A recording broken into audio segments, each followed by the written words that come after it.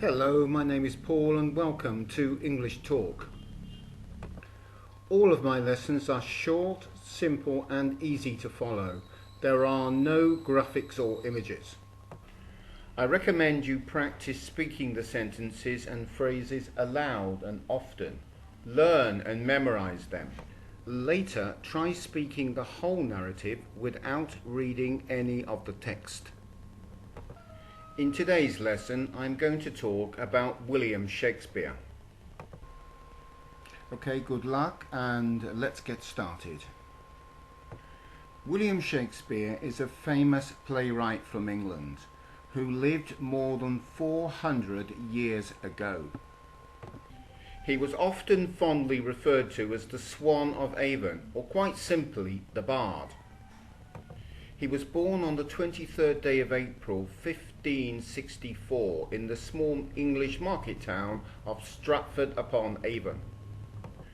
William's father was mayor of Stratford, which entitled William to attend the local grammar school where he learned Latin, Greek and history. Many travelling theatre shows came to Stratford, and this influenced William to one day become a writer or actor.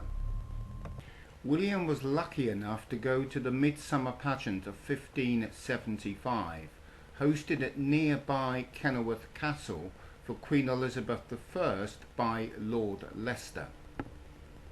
It inspired him to write the draft of his first play, but it would be many more years yet before A Midsummer Night's Dream would be performed.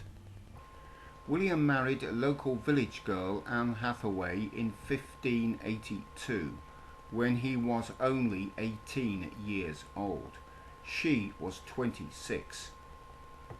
William fathered 3 children and stayed in Stratford for 3 years before deciding to head off to London and pursue a career in the theatre.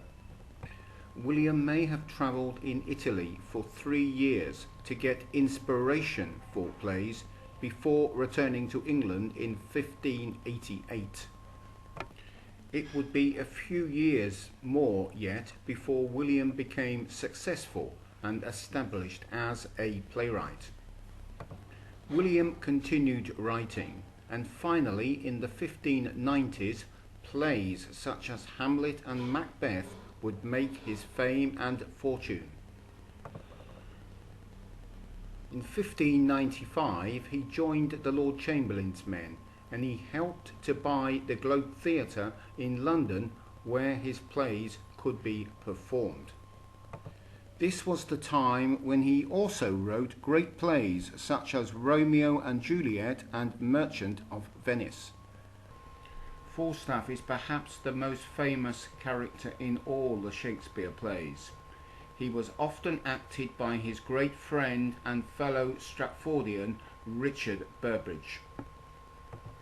When Shakespeare's theatre, the Globe, burnt down in 1613, it was time for the Bard to retire to Stratford.